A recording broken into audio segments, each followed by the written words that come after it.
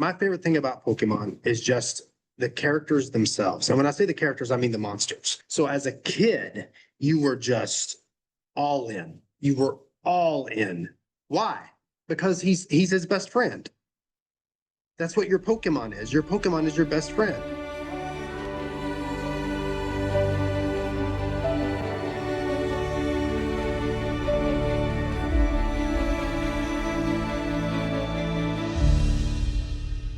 Hello, everyone. Welcome to Why We Love. This is your Fanward podcast. Olivia Blair here, your co-founder here at Fanward and co-host alongside the amazing Cody Red, who is just all things fandom. And thank God he's here every time I say it. He It'd be is. kind of weird talking to yourself, wouldn't it? It would be very weird talking to myself. He is. I don't know. I don't know which one of us is the brain or heart. I feel like we're very much intertwined. We're here. We're both sides of the brain, both sides of the heart. So we're so glad you're here. This is where we love to dive into the things that really matter to you. And we get to talk not about just what you love, but why you love it. Because every time we get to know a little bit more about your favorite fandom, your music, the shows that you love, we get to understand you more as a human. And that's what we have so much fun doing. So today I'm so excited because we are diving into Pokemon. And this is really exciting for me because almost everyone in my life plays Pokemon from every age all the way down to my nieces and nephews, to my brother, my sister. And I cannot wait because I've played the card game before. And there was like a giant encyclopedia that my little cousins were like, here, you need to know this shit. Basically, and I was like, all of it. It was like the excitement though, and I'm like opened it. I was like, okay, I'm about to go into a world I do not know, but I am excited because I love these characters and I love the art. And Cody is an incredible artist, and he has done even his own designs and art. And so he was showing me some of his art the other day. And I'm like, oh my goodness, we need to do a thing on Pokemon because I really need to know all about this. So I will hand it off to the incredible and background ready as always. Call me Pokemon Master. That works for me. Pokemon Master. Yes. So I have literally been a fan of Pokemon. I'm how old am I? 37, 36. I don't know how old I am. I don't keep track. But Wait, what year were you born? 88. Okay. I am a little okay. Yep. I've been a fan of Pokemon since the year it released in the US. That was 1997, I think. Wow. 98. No, 98 was released. I have my notes here for the stuff that I don't remember. 1998 was the year that Pokemon released in the US, and I've been a fan since 1998. Now, when I say a fan, I mean upstairs, I have an entire bookshelf full of Pokemon stuffed animals. Right there on my couch, which you can't see, I have a Snorlax that's about this big and a Pikachu right in his lap. My wife and I still play the Pokemon game, the card game. We play it so much that we even got my 58-year-old mother playing it. She has her own Pokemon decks. Now, I started with the anime. I couldn't afford a Game Boy when I was a kid. So like I started watching the anime with Ash Ketchum and Pikachu and Misty and Brock and Team Rocket and all of them. And I started with the anime, and after the first episode, I was just immediately hooked. And you and I have talked about it. It's that sense of not only are the characters cute, but also some of them are cool, some of them are badass, but also it built in that sense of collecting. Yes. And that ability to trade and that ability to make them fight and to take care of them. It was very much like the Tamagotchis and the Gigapets, which also released around that time, a little bit earlier. But we all had these little mechanical pocket pets that you would have to feed and clean up their poop, et cetera. Yes. Oh my gosh, I remember those. Yeah, and we started with those, and then Pokemon dropped in the U.S. a couple of years later, and it was like just this sense of being able to care for something. But Pokemon said, "Oh, also there are 150 of them." And you can collect them and you can trade them and you can make them evolve into stronger forms of themselves. So as a kid, you were just all in. You were all in. And for me, like I specifically remember the first box of Pokemon cards I got. And me and my friend James Kuhn, who I still talk to, we were sitting in the floor at my grandmother's church with like leaning up against the pews, and we were playing Pokemon cards in the middle of church service, a Pentecostal church service, Oh by my the way. God, I love this.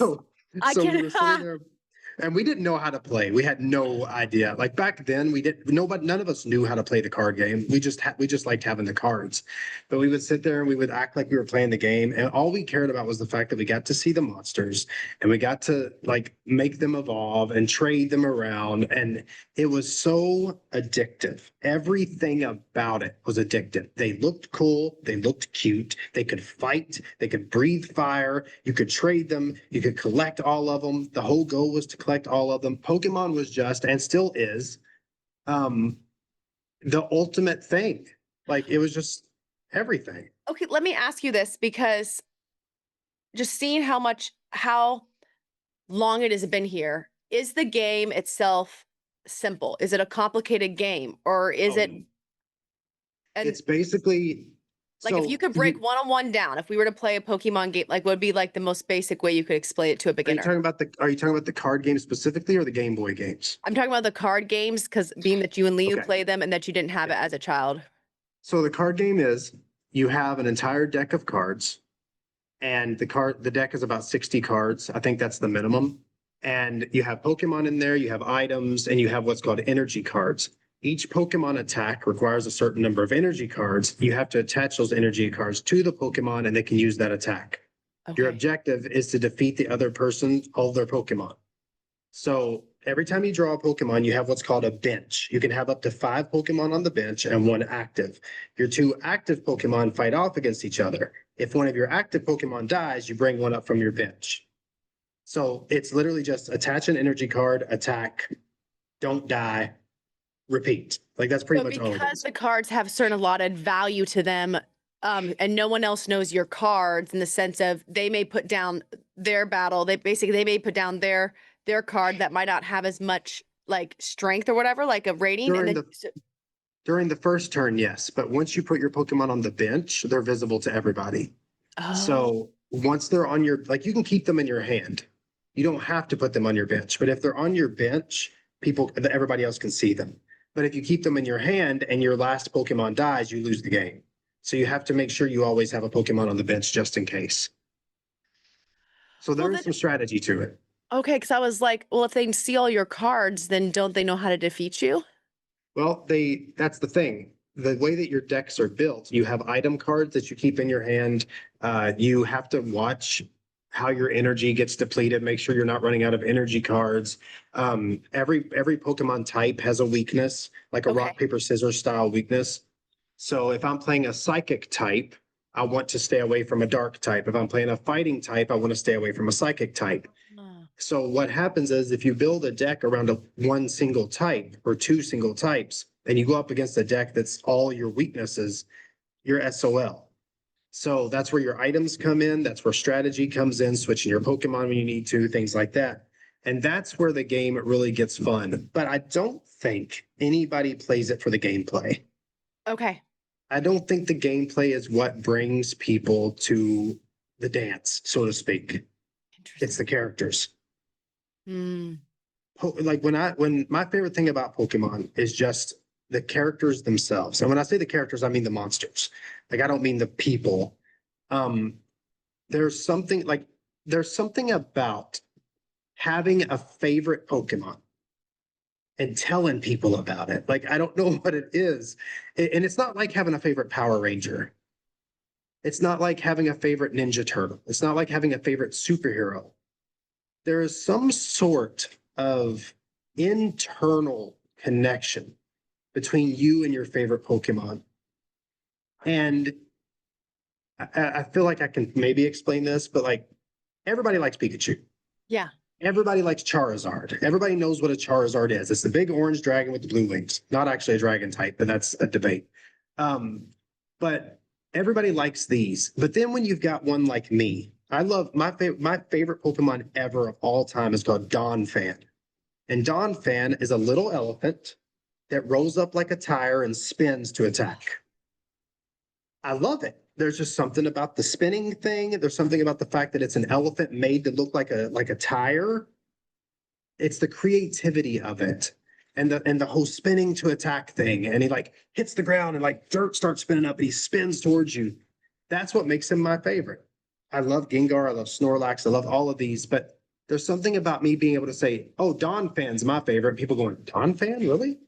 Like there's something about that. And when there's like 800 Pokemon now, it's like anybody's favorite Pokemon could be anything.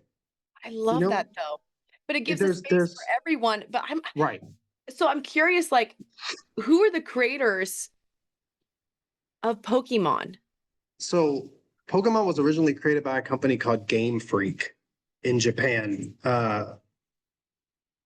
First, the game was released in 96. Like I said, I have my notes here, but I don't know when they actually created it. But Game Freak created Pokemon, and then Nintendo decided to give it a chance.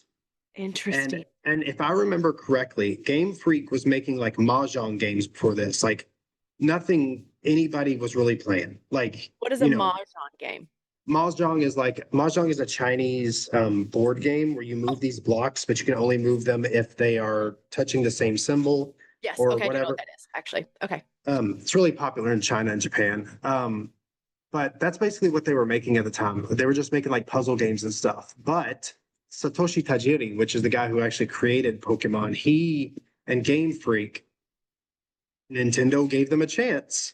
Wow. And it was like we talk about with the WrestleMania thing for WWE, where Vince said, I'm going to make WrestleMania. If I fail, I go bankrupt. If I don't fail, I change the world. Yes. He took that WrestleMania jump. Nintendo took that WrestleMania jump with a very small company that didn't have a lot of work behind it and said, Game Freak, here's your shot. And within 2 years, Pokemon was the biggest thing in the world. Wow. And the thing is at the time, like there's over 800 Pokemon now. At the time, there were 150. But everybody, even my grandmother knew who Pikachu was. This is so they always talk about like your hero. So your hero in something that you create. And there's this aspect to me which kind of like boggles my mind. This is why I'm so curious about it, because there's the whole concept, if you give people too many choices, they won't care about anything. But yet here you have 150 characters, but yet I do know Pikachu. Like Pikachu, I mean, I've watched, now that I realize it, it's so funny because I didn't think of it as Pokemon, I thought of it as Pikachu. And I've watched Pikachu, like, I'm like, this is so mesmerizing. Like, I've watched the show and I didn't realize it until just now because I just kept remembering Pikachu. And my sister, Pikachu, and my sister was obsessed with it. And I'm like, this is the cute, like, it's so, I don't even know how to explain. It just makes you feel good. And maybe it's the fact of all these noise. It's, okay. I don't know if it's the sense of that they feel like they have their own language that you can't understand, but there's like this energy with them, like the noises they make. So it's almost like their own expression. And so it's like you don't need to attach a language to love them, kind of like music. Yeah. It's movement, it's art. They have their own noises. They have words that you really don't understand. So it creates all this concept that I don't need to find a way to talk to you in awkward everyday human words. Right. I can just love you and we both go, yes. And it's like, and that's okay. Like, I don't need to have a conversation with you to just smile at you and be like, oh my God, you're the cutest thing ever. Right. And that's kind of like the thing is, I mean, even the theme song says, I want to be the very best like no one ever was. To catch them is my real test. To train them is my cause. I will travel across the land searching far and wide. Each Pokemon to understand the power that's inside.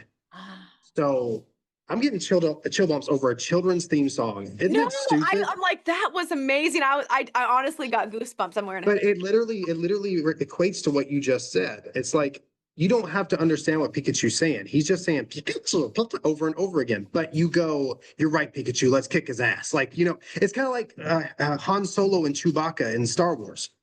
Like Han Solo somehow understands everything Chewbacca says. And all Chewbacca's saying is, but Han Yes. understands him. Why? Because he's his best friend. That's what your Pokemon is. Your Pokemon is your best friend. Oh my goodness. I need to do a deep dive history into this because this is like, Well, I'm going to give you one so you don't have to worry about that. oh, I love this. No, I'm just like that.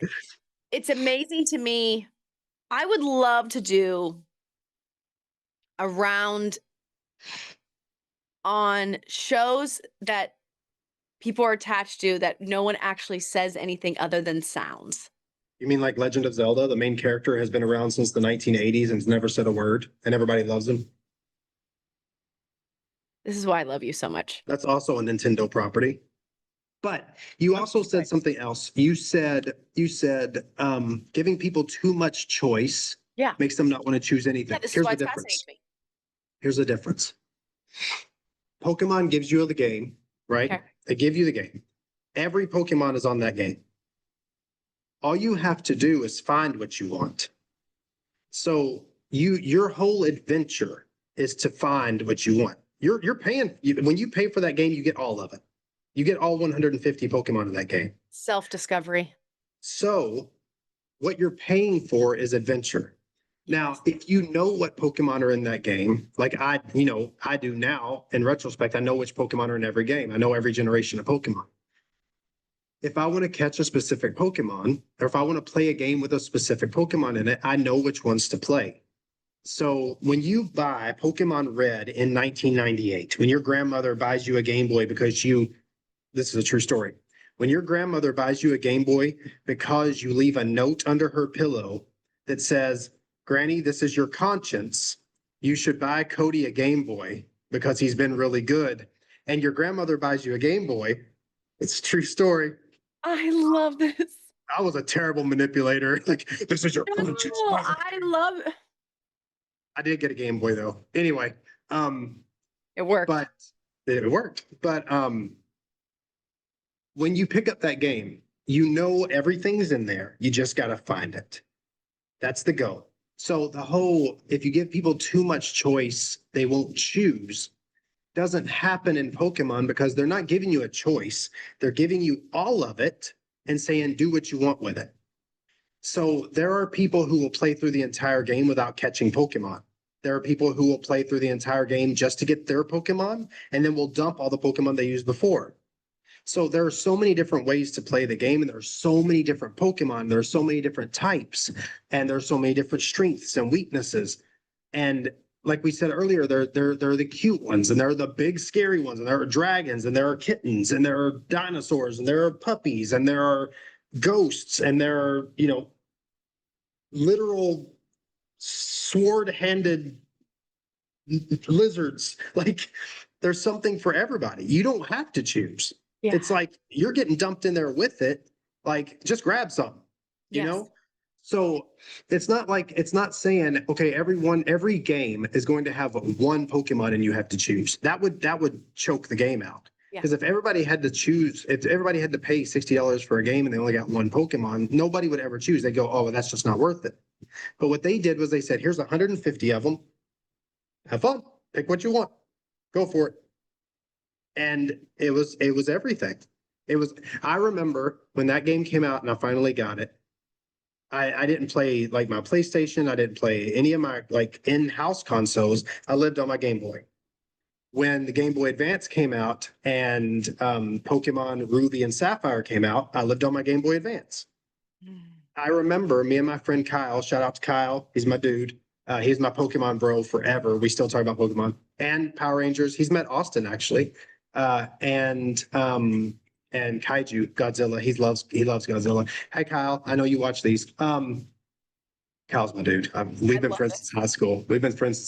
But Kyle, I remember me and him sitting in our last class of the day at school. In high school, remember, we're high schoolers. We live in a place that is not going to smile fondly on people who play Pokemon, right? No, I know. That's why I'm like, I love this.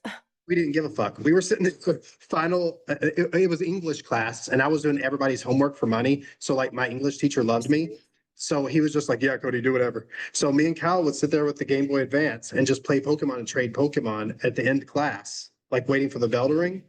In high school, we just didn't care. It was like, that was in high school. Then Pokemon X and Y came out for the 3DS, which is a whole other console generation. I played that one. And I played that one with my ex-girlfriend. We got them together and we played those. Then Pokemon Sword and Shield came out, and I played those with my ex-wife and my kids. And now I don't play the games anymore because the new ones are terrible. But I still play Really? but I still play the card games.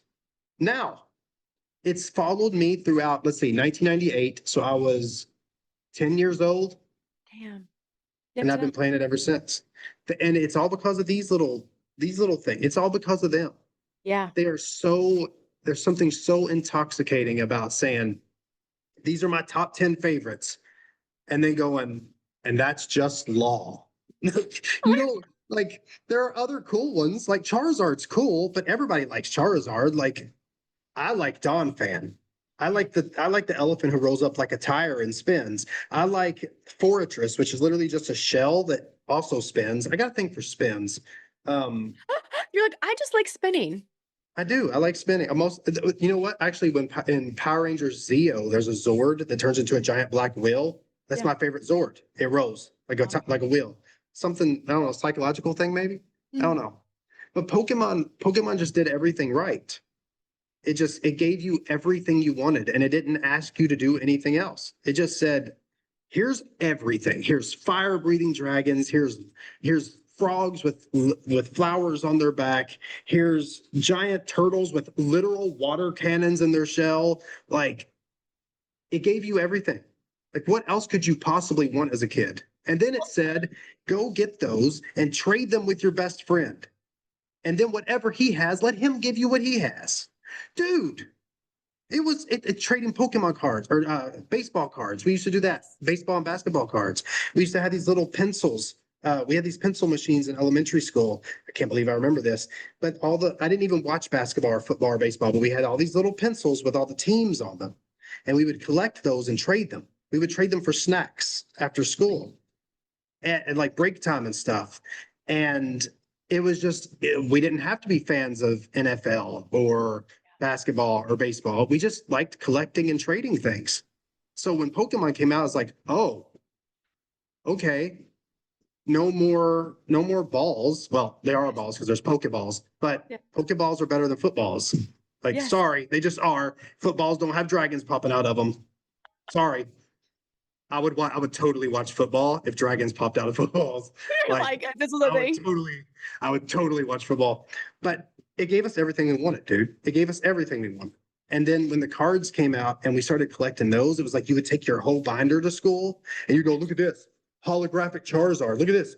Holographic Mewtwo. Look at this. And I still get that feeling now. Me and Liu will go to what we call the Nerd Building, which is actually, I can't think of the name of it. I can never think of the name of it. It's a 7-story nerd mall. It's just figures and cards and like airsoft guns, everything you could possibly want. Video games. We'll still go buy packages of Pokemon cards and just have an absolute blast opening them because you never know what you're going to get. It's just, it's everything. Like, it doesn't do anything wrong. What's it do wrong?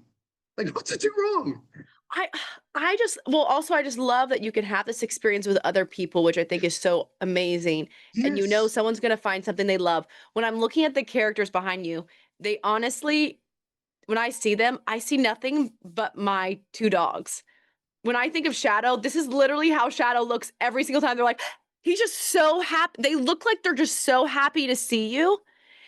And maybe it has to do with this love for animals. And I don't know, where we can't talk to them, but we feel their love and they just are always like your pet's so happy to see you all the time. Right. And then you have some that are cat personalities where you're like, oh, you're a little shit, but you're so fucking cute. Like, so, I mean, I'm sure there's like those characters too, where it's just like, oh, those are the ornery ones, or those are like. Well, when Ash catches on this side, Charmander, let me tell you Charmander's story first in the anime. When Ash Ketchum first Ash's last name is Ketchum. Okay. The tagline of the show is gotta catch them all. Yeah. His last name is Ketchum. Okay. Okay. So when he first gets his Charmander, he finds this Charmander out in the middle of a rainstorm. Now, a Charmander's Pokedex entry says that if the flame on its tail extinguishes, it dies. Oh. So when Ash first finds Charmander, his tail is almost out, and he finds him in a rainstorm. And Ash takes him, and he's been abandoned by his trainer. Like, this is the kind of, we've talked about anime before and how deep it gets. Pokemon was a kids show, like it was intended for kids. But when he finds Charmander, Charmander was abandoned by his trainer and left out in a rainstorm. Ash takes him. He goes to the trainer. He's like, I can't believe you just left him out here. And he takes Charmander as his own. But Charmander won't listen to a word he says, ever. Even when Charmander evolves into Charizard, which is the big orange dragon with the blue wings, he refuses to listen. If Ash says, Charizard, use flamethrower, he'll look at Ash and literally use flamethrower on him just to shut him up. But anytime Ash is in trouble, or if Ash is in a place where he really needs something, his Charizard will literally pop out of his Pokeball by himself and do whatever Ash needs to protect him. Because these guys are like, they're your best friends in the Pokemon world. They don't have regular dogs and cats. They just have Pokemon, which, you know, raises like questions about what are you eating at a barbecue, but these are your best friends. Yeah. And when you're watching the anime, you're Ash Ketchum. You just are. When you're a kid, you're Ash Ketchum. Just like when you watch Dragon Ball, you're Goku or you're Vegeta.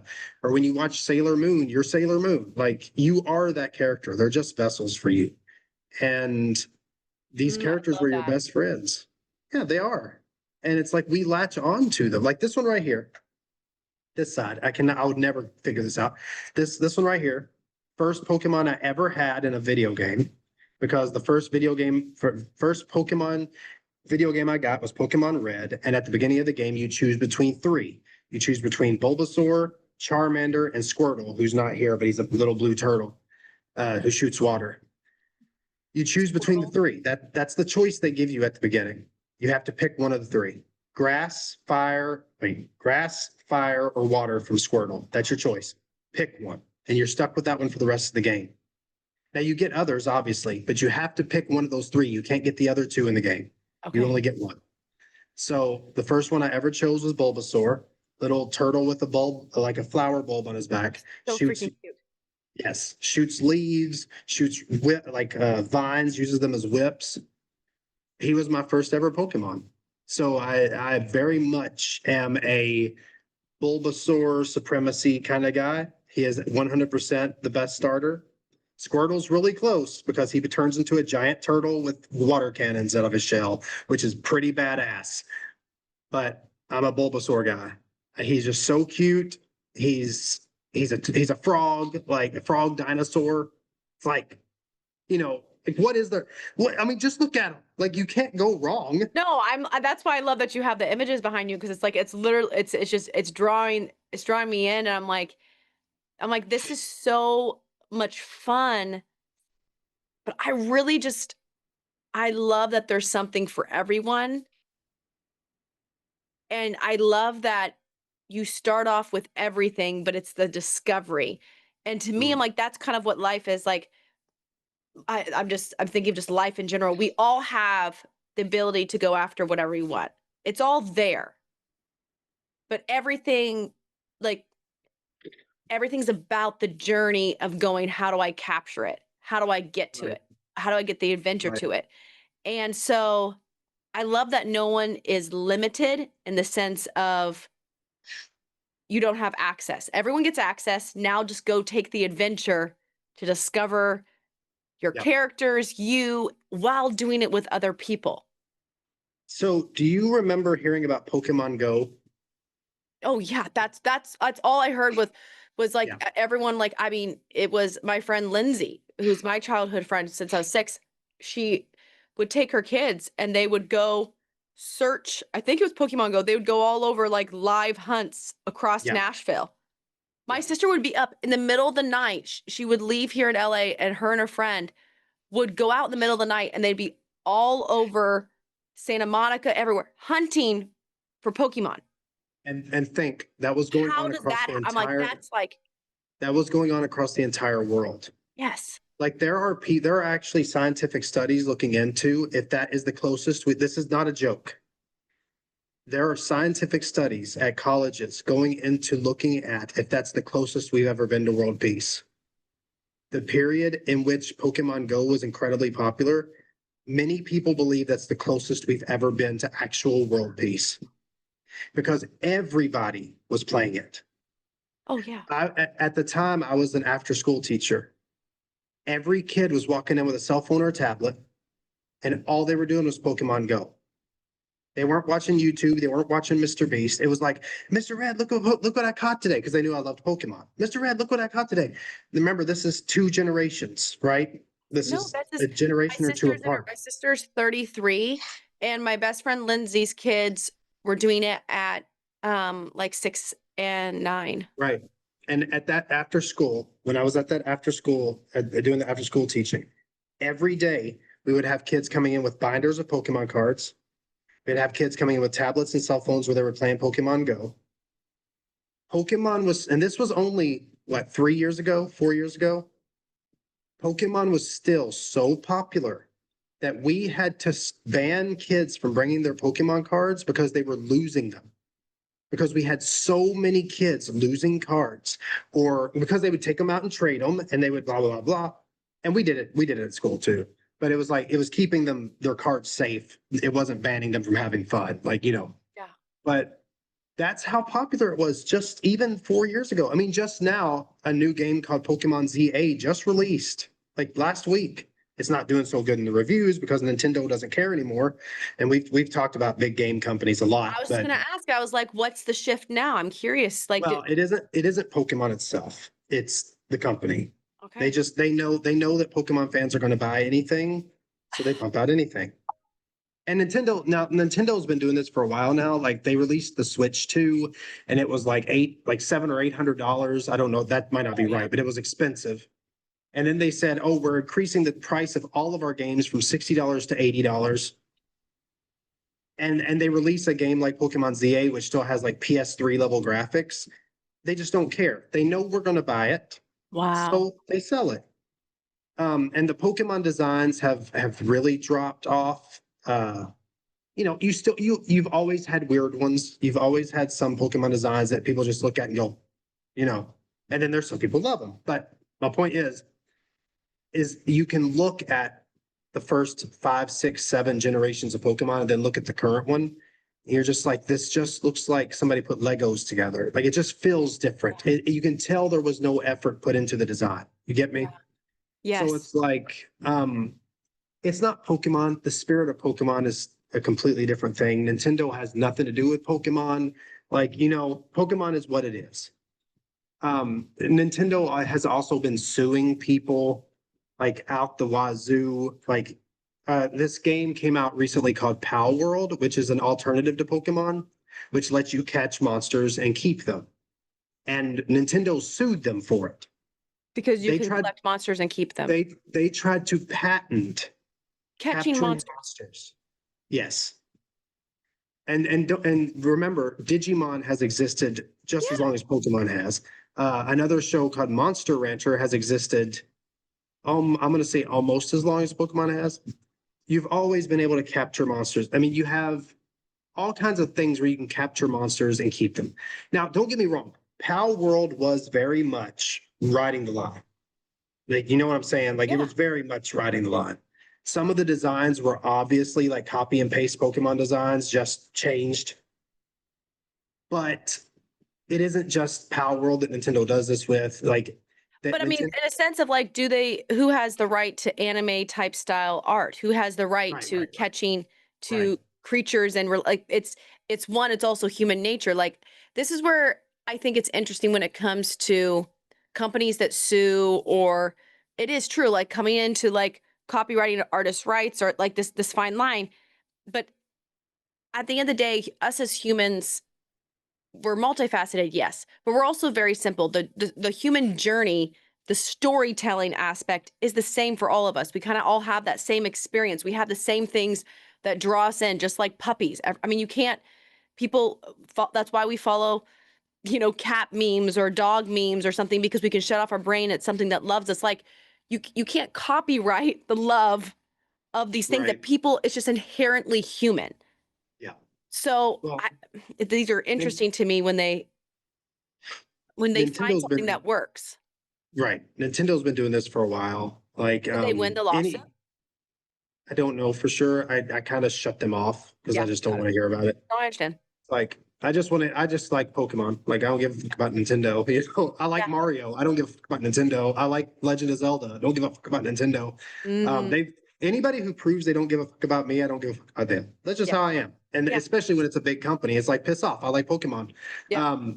I don't care about you. I care about Snorlax. Like, get the hell out of my house. Yeah.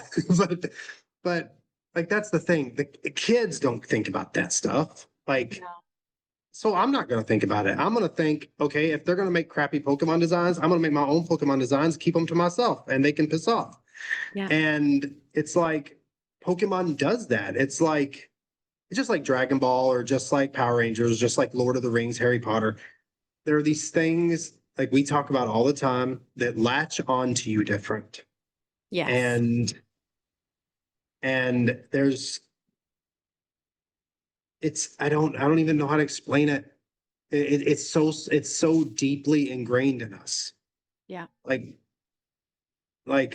used to remember like when I was a kid, I didn't have a lot of friends and still don't have a lot of friends. All my friends Which now is are online. so wild for me to think because it's just like I'm like you are honestly like one of my most favorite humans in the world, and so I'm like, how in the You haven't world? met me in person yet, though. Don't ruin So, it for me. like I told you, Liu will make up for it. I Not remember true. when I was a kid. When I was a kid, I didn't have a lot of friends, but I had imaginary friends out the ass. Yeah. And two imaginary friends I remember having that I don't remember any of my other imaginary friends, but I remember these. I had an imaginary Dawn fan, Okay. the Pokemon I talked about earlier, the elephant that rolls around like a wheel, and this girl from an anime. It was one of the first anime movies I ever watched called Project Echo. And the main character of that anime was a girl named Eiko, and she had this long, fiery red hair, and she was just like a high school student or whatever, but she could like lift houses and she was super powerful. Those were my two imaginary friends. Those are the Yeah. ones that I remember. Her and Dawn Fan. One of them was a Pokemon because the first time I ever saw Dawn Fan, he hadn't even been announced in the US yet. He was a part of the second set of Pokemon. He was a part of the second 100 Pokemon. He wasn't part of the first 150. So when he was actually first seen in the US, it was in the first Pokemon live action movie, which released in theaters and was just gargantuan. Like the amount of people who went to go see that Pokemon movie was insane. Wow. When the first Pokemon movie came out, if you got there early enough, you would get a limited edition Pokemon card and it was called this is what I've been talking to you about, bro. This is what you'd get a limited edition Pokemon card just for going to see the movie of Pokemon 151 Mew. So you go into this movie and there's only 150 Pokemon, right? That's what you know. There's 150. But when the movie gets announced, they tell you about Mew. And Mew is this little pink cat with a long tail that can fly and just goes, "Oh." That's all it does. But when you think there's 150 Pokemon and all you ever want in life is more, and they say, oh, this guy's number 151. A 10-year-old kid loses their goddamn mind. Like this was like being a Christian and hearing Jesus coming back. Like that's what it felt like. And the funny thing is Mew is actually a lot of people actually compare him to Jesus in a lot of ways because he can like bring people back from the dead, blah blah blah, all this other stuff. Anyway, that's irrelevant. No, it's not. That's pretty crazy. But that's what it felt like. It Yes. felt like the second coming for a 10-year-old kid. And it was like everybody went to go see that movie, dude. Like the theater was full of kids, full of teenagers, everybody was just there for it. And then after that movie released, by the way, I want to make it clear that the entire point of that movie is a story about accepting yourself and being true to yourself through that entire, they even like have an entire thing with the villain where they're talking about how the true purpose of life is being yourself and making the most out of what you are and who you are. Oh, It's the whole purpose of the movie. And I love that. after that movie released, we started getting hints that there were going to be new games. So the first two were Pokemon Red and Pokemon Blue. Those are the ones that released in the US. Then they released Pokemon Yellow, which was the exact same game, but you started with Pikachu instead of one of these guys. So you started with Pikachu, just like Ash from the anime. Ash from the show started with Pikachu instead of one of these guys because he woke up too late and got there late. And Professor Oak was like, here, you can have this one. And Pikachu was really unruly and kept shocking Ash and everything before they became best friends, obviously. But that's when Pokemon Yellow released. Then the movie released. Then we got a little bit later, like late 1990, I think, we got Pokemon Gold and Pokemon Silver. And they added like 100 new Pokemon. And dude, when I tell you I bought every magazine, because the games weren't released in the US yet, they were just in Japan. Wow. When I say I bought every single magazine just so I could look at the pictures, they were this big because, they were scans at the time. We didn't have internet yet, that old. Well, we had internet, but you had to be like rich to have it back then. And it was like super slow. The picture's like this big and you're like, oh, that's my new favorite Pokemon. You didn't know because you couldn't tell what it looked like. But that was the first time I ever saw that. Not actually, no, that was the second time I ever saw Don Fan. So let me rewind.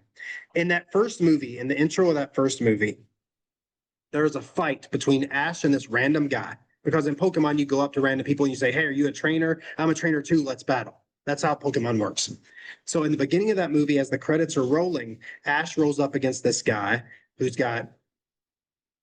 wants to have a Pokemon battle with him. And he throws out this Pokeball and this gray tire looking looks like a tire on a car elephant pops out of this Pokeball.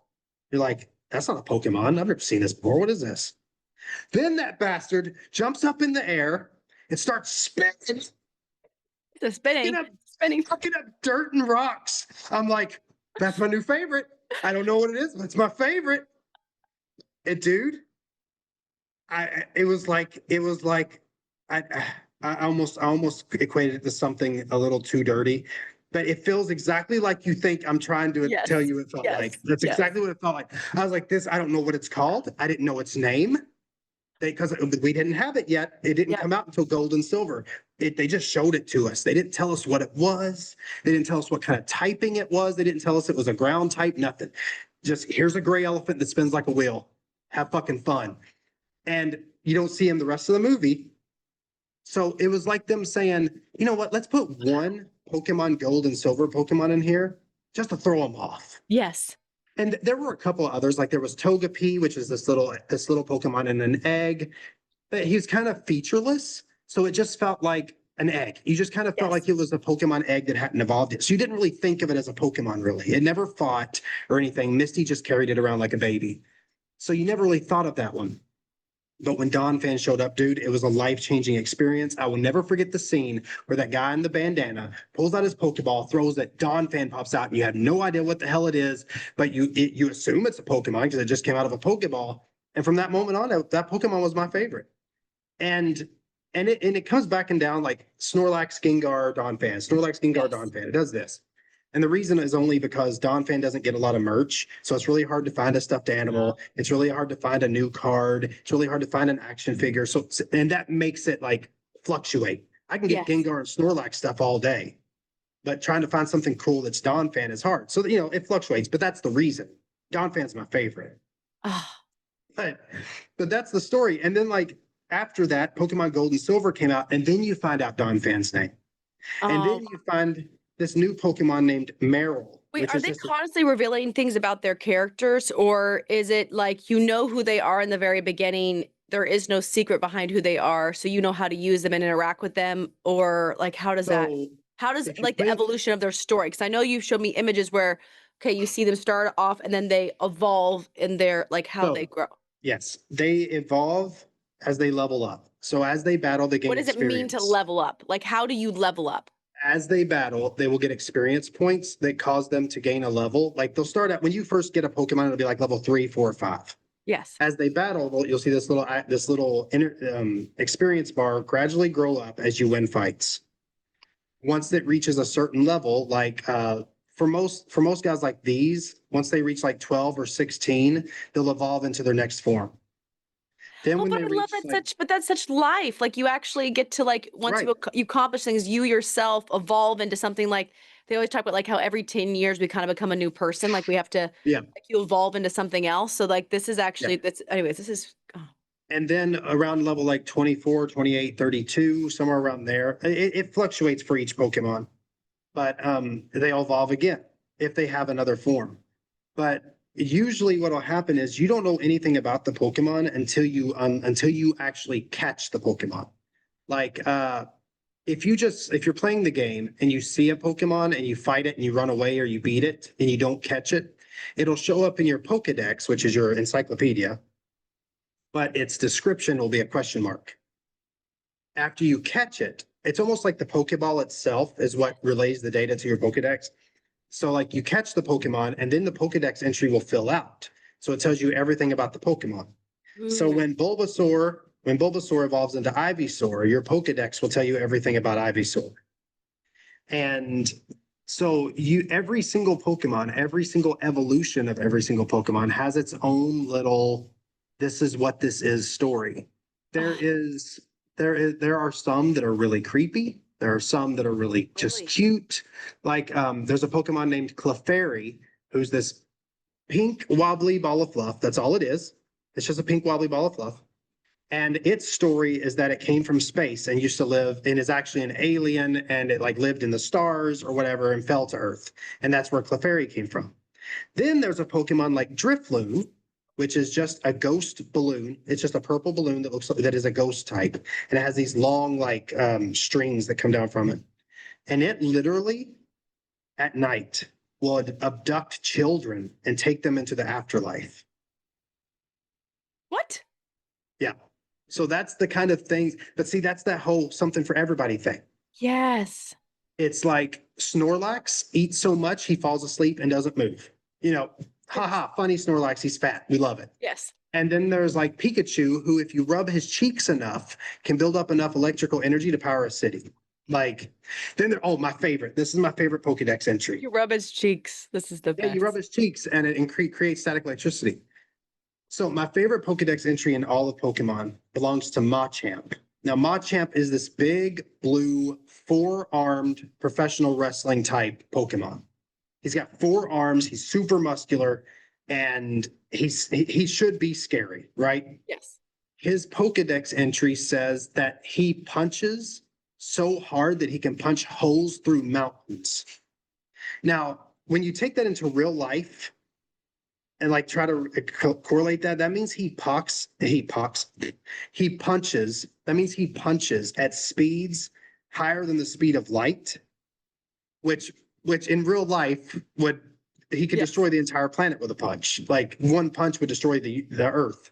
So it's like there are some where it's just like that over the top and that crazy. And then you got Pokemon like Magikarp, which are completely useless little red, stupid looking fish who can't even attack, right? But when he evolves, and it's based on a Japanese mythology, when he evolves, he turns into this massive blue dragon. Oh, And it's I based on love a dragons. Japanese. I'm a dragon. Well, this one's more like a Leviathan.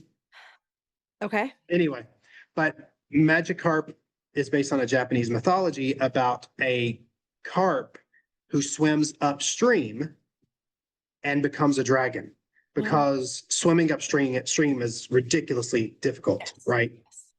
So he's so useless that it's supposed to imitate the feeling of swimming upstream.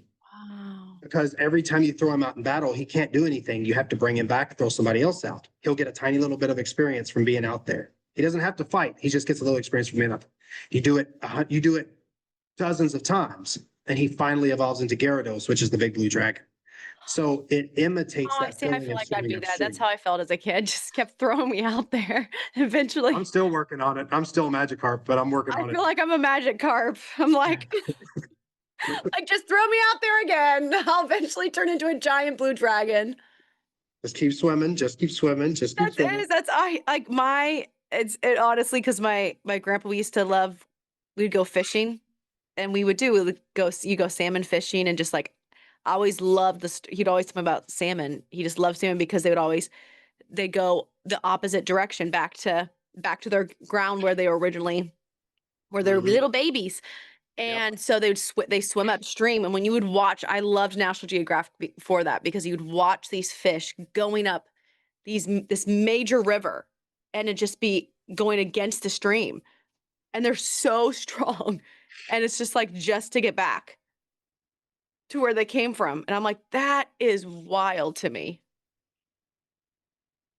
Wait, is this it? Oh That's my, Magikarp and Gyarados. oh my God. Okay, that dragon is how I felt the other day when I blew up about the dogs peeing on my I think I finally evolved. That's pretty much what I looked like. Everyone was like, I was like, the dogs have shit everywhere.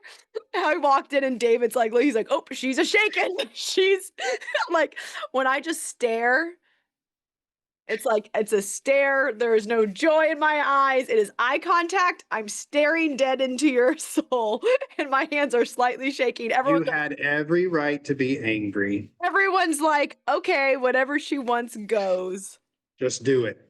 Whatever she wants, just do it. Do it. Check this out. So yes. Oh my God. Yes. This is the best. It won't let me zoom any further. That's the best I got. This is awesome. Just look how cool that looks, dude. But okay, sorry. It is like a giant wheel on those big monster trucks that when you go to the fair and they're going over all the other trucks. I love, like, oh my gosh. Maybe it's just 'cause I'm Ohio. So that was like our fairs consisted of monster truck rallies. You know, I'm not even into that stuff, but I went to a monster truck rally with a friend and it was so much fun. It's just loud and fun. Look at that. Oh my God. It's so cool. I don't even care. That nose is hilarious though. He's an elephant. I know, but his nose is so big and he's like yelling. It's like, trying to find the X. There we go. that's amazing. But yeah, Pokemon dude, it doesn't stop. Like, yes. I will be 80 years old and I'll be asking Lou if she wants to play Pokemon that night. Like, it's just, you know, there's something about even in my own decks that I built. It's like, you know, I get so excited when I draw a certain Pokemon. I'll go, Yes. You know, just even though I know what's in there, it's just, I'm so excited to just see my friends. No, it's the stories and characters. Like when I was younger, I had my imaginary friends were all like, you know, classical composers. And I had full on journals and books that I would write as them and to them. Mm-hmm. And I had music, like I had storylines. I had picture books. I had all my stuff. And it was like Robert Schumann and Franz Schubert and Clara Weick. And I was Clara. And that was like, imagine having a conversation that includes Pokemon and classical composers in the same conversation. That's so much fun. Dude, that's what we're doing right now. The music, I mean, oh my goodness, we could create such incredible, I would have I'd be like, let me be the sound conductor. Like, let me just make all the noises. Like, let me make all the music. And it was my favorite thing, but they were so real to me. Like I would get emotional. I would cry. I would light candles to the point that I felt like I summoned a spirit. My mom literally prayed over me because I scared her to death. Because that's a whole nother story. If we want to talk about ghosts, my brother can tell you that. We can 100% do a ghost story podcast. I've had interactions with ghosts. Okay, I've had multiple ghost experience. Yeah, let's have a ghost story podcast. Let's do it. I've got experience. We can talk. I used to be a professional ghost hunter. Yes, I know. I do everything. Have you done everything? Yes, I have. You got a problem? I seriously used to be with an organization called Kentucky Faith. We were finders and investigators of true hauntings. Like I was a professional ghost hunter. No shit. You go ahead and laugh. I've done everything. Okay, I get it. I know. I've been a professional wrestler. I was a professional wrestler for 2 years. I was a ghost hunter. I've got to turn you into a character. You were like all the Pokemons combined into one thing. Okay, so back to Pokemon real quick. Back to Pokemon. So I want to talk about some creepy stuff. Okay. So there was an episode of Pokemon in 1997 that actually didn't even air in the US because in Japan it caused people seizures. Wait, what? There was a Pokemon episode called Dino Senshi Porygon, which is about this Pokemon named Porygon, which is just like this kind of like science experiment. And in Okay. the episode, it has so many flashing lights that it was causing photosensitive seizures. So that episode didn't even come to the US. It was banned. Wow, that's Yeah. cool. And there's also like this Hi, baby. it's kind of it's a fake story, but it was so widely known that you have to talk about it. So give me a second. I'm trying to remember the name. That's wild. That's So still there how I feel about the last Underworld. I felt like I was going to go into a seizure. Anyways, go ahead. So there was a haunted there oh here it is. There was what was considered a haunted Pokemon game. And it was called Pokemon Black or Pokemon Ghost Black or something like that. And they said that if you went into a specific town and listened to the theme song there, which is the town is Lavender Town and it has this huge tower that has a bunch of graves in it. It's like Ooh. gravestones for ghosts, like ghost Pokemon. The music there was said to possess you. And after you turned the game off, it would kill you and you would die. And this was a huge thing. Like I remember kids talking about it in school because I was still in school at the time. I can't wait to talk about the ghosts because I feel like I'm going to sound like I'm dude. crazy. Oh no, I will too. I got it. Trust me, we'll be there. We're gonna have get a lot of weird. chill bumps. Yeah, we're gonna have a lot of chill bumps that episode. But yeah, dude, that Pokemon's so crazy that it has its own creepy pastas. It has its own myths. It has its own legends. I mean, I could talk about Pokemon all day, dude. I could talk about it all day. I just love the history of things because it really is, to me, it's the history of humanity. And that's why I love this is why I love art so much, because it tells us so much about ourselves. And when big corporations get a hold of something and then stop carrying it, literally it takes the humanity out of it. I think that's what takes the magic away sometimes, Let me tell you why they stopped caring.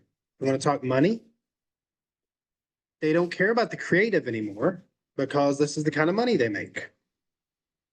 The Pokemon Company, which is the ones that own the rights to Pokemon, reported 1.9 billion in revenue for the 12 months ending in February 29th, 2024.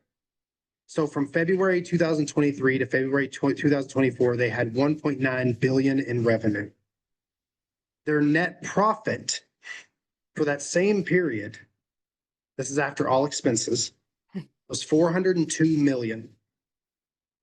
As part of broader brand metrics, the brand's retail and licensed merchandise sales globally were 10.8 billion in 1 year.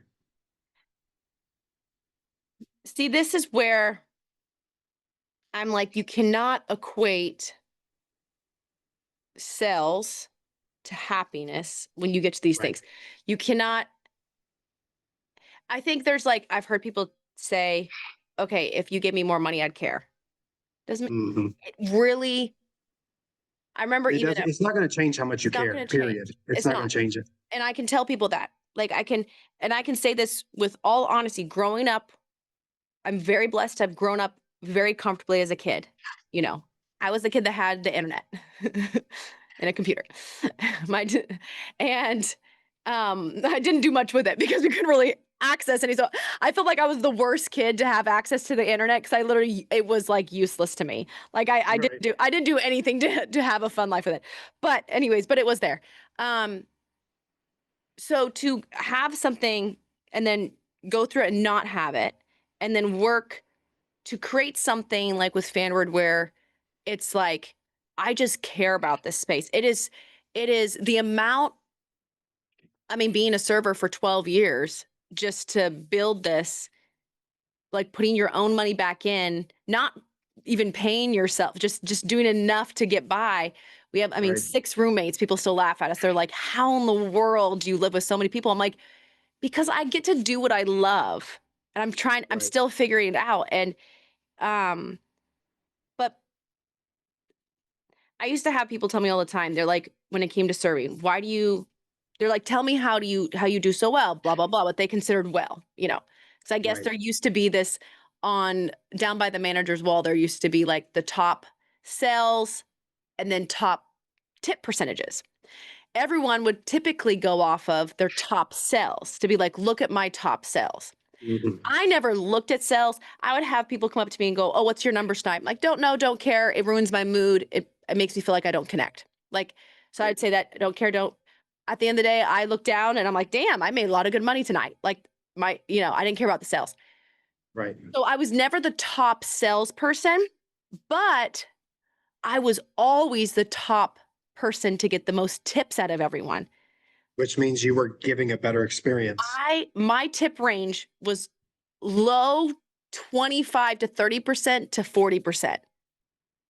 And everyone else had high sales, but their tips was like 10 to 15, maybe sometime 20 because you got Right. to add it in. And they'd go, oh, tell me how you do it. I would tell them, and I had this happen multiple times, and they said, you cannot pay me enough to have to care. Like I don't get paid enough to care like that.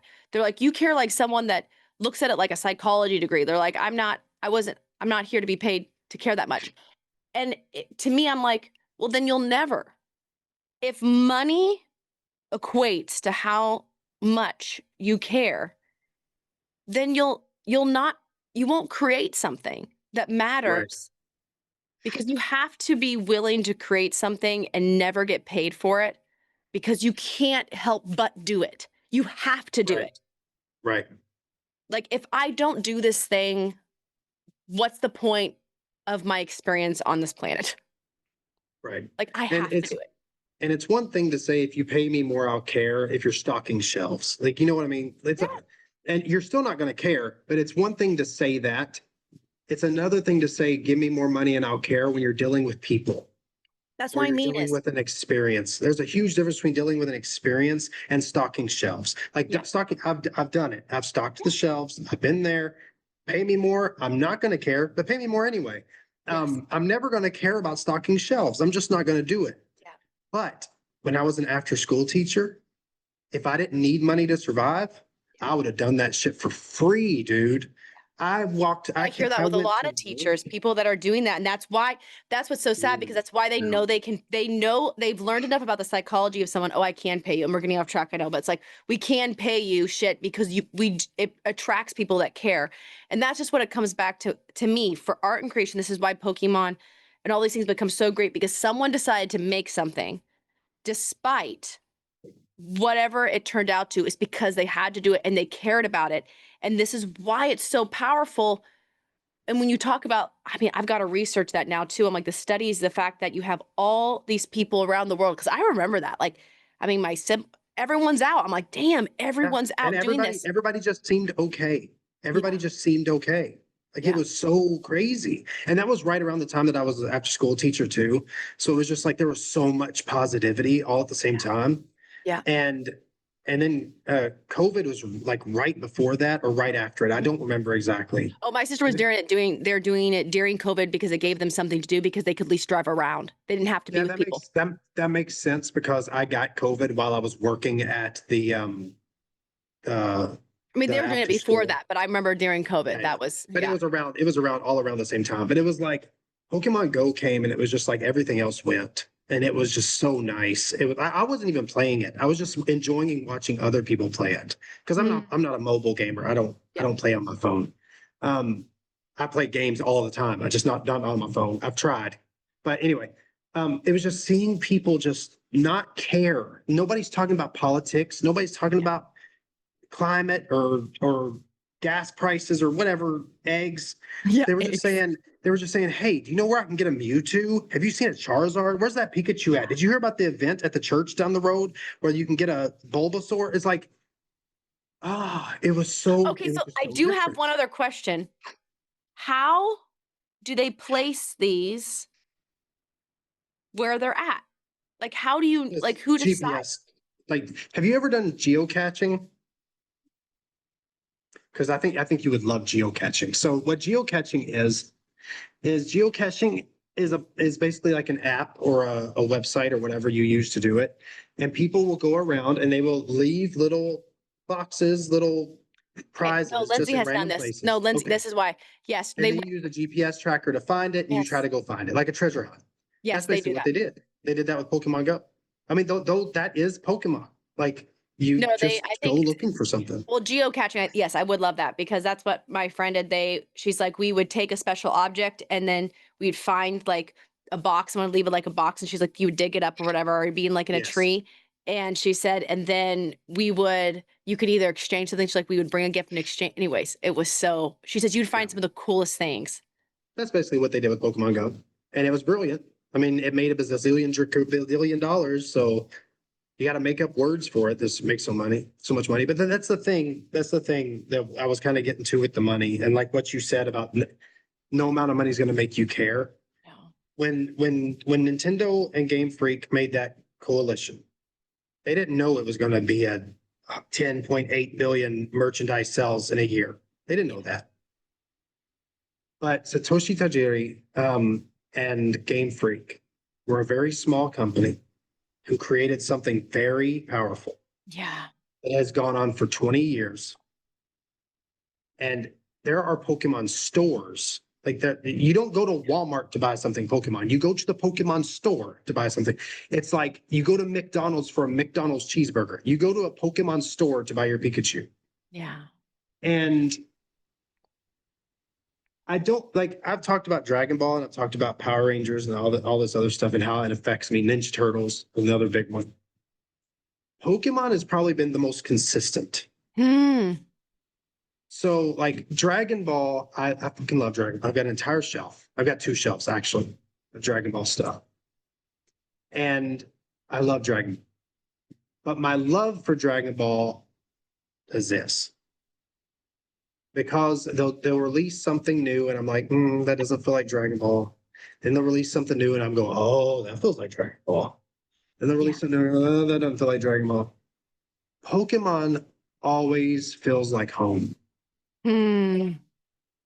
And even though I don't play the new games, I just play the card games. I still play the games because I play the old ones. And I play something called Infinite Fusion, which is a fan game. Listen to me. This is to everybody watching. If you like Pokemon, you've never played Pokemon Infinite Fusion, give it a shot. Pokemon Infinite Fusion is a fan game for the PC and mobile that puts like 500 or 600 Pokemon all in one game. Then you're going to love this.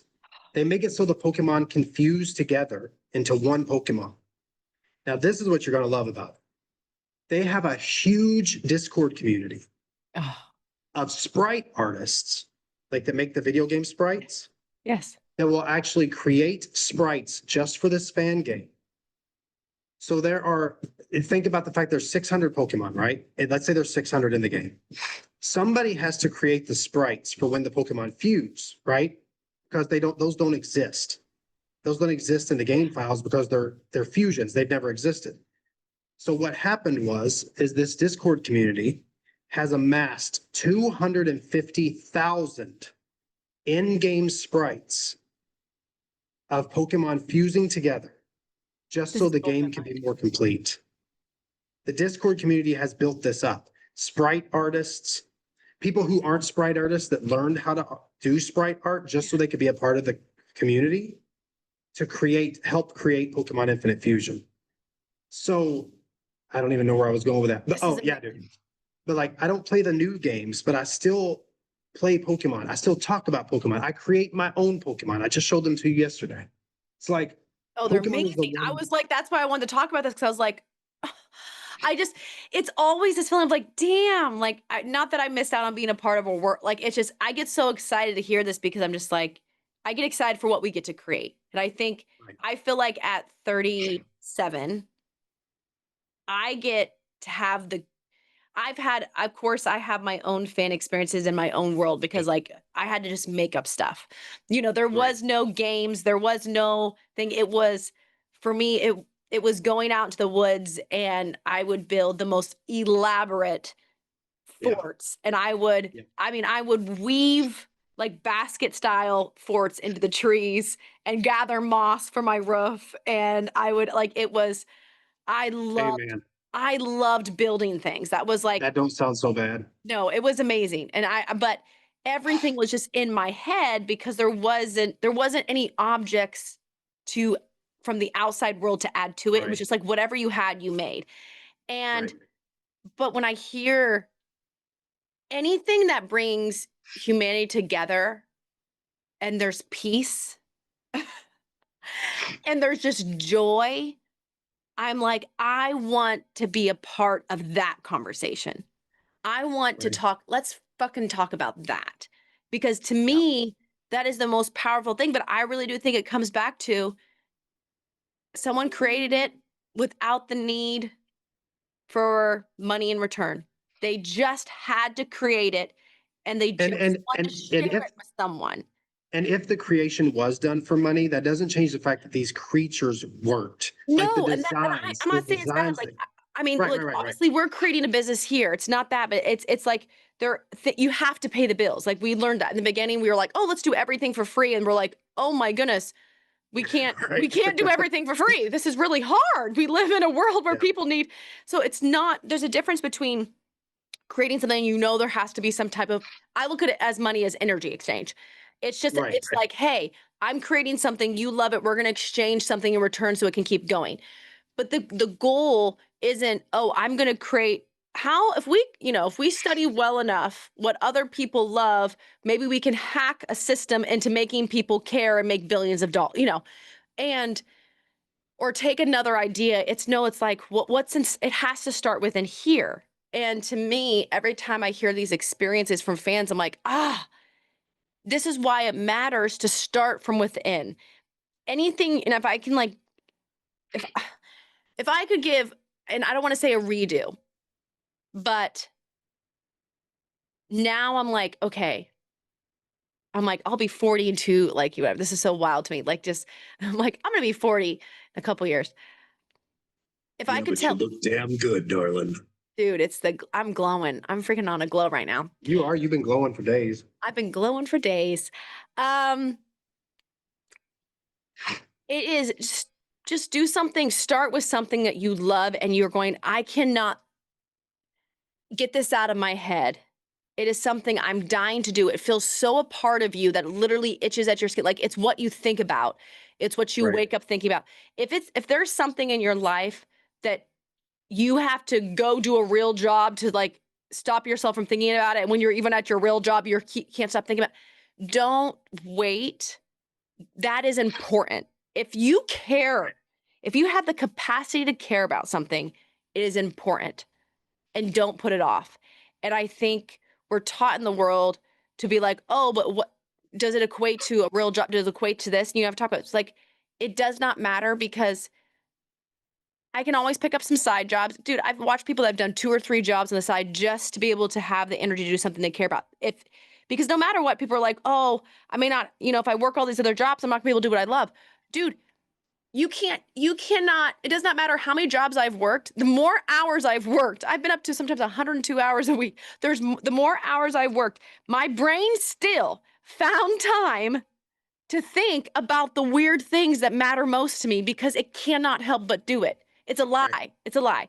And we'll have to wrap here because I'm about to jump on to doing things that I don't particularly But you'll be thinking about this though. but I'll be thinking about this. And I'm just like, damn. I'm like, just don't wait. And if you did have to wait, and this is where I'll wrap with this, because I was so encouraged by Walter, we sat down and it'll be a new episode coming out with him where he's releasing his music now. Here he is. I don't know if he's late 50s, early 60s. I always get it mixed up because he throws me off with his beauty and his endless baby gorgeous glow. But to me, he was like, I started in the beginning, but there was this time where it was always a part of me, but it didn't come to fruition in the style. And he's doing it now with his music. He says, I've experienced and done so many things, but now I'm doing this. And to me, he was like, there was no beating himself up or going, oh man, look, why didn't I do it? He was just like, no, it's part of the journey. I'm going to do it now. It's time to pick it up. So I just want to say there's no wrong time. The only wrong time is going that you just never did it. And you're going to your deathbed going, damn, the regret there. And so anyways, I loved this so much. Thank you. I cannot now wait to I want to go look at the art again. I was going to ask you to pull up your art, but I was like, no, that's his art. We don't want anyone to steal that cool shit. So it's on my hard drive, and I don't have my hard drive connected. So okay. So all right. This is gonna be fun. Off to the next episode. Please in the comments below, let us know if you're a Pokemon fan.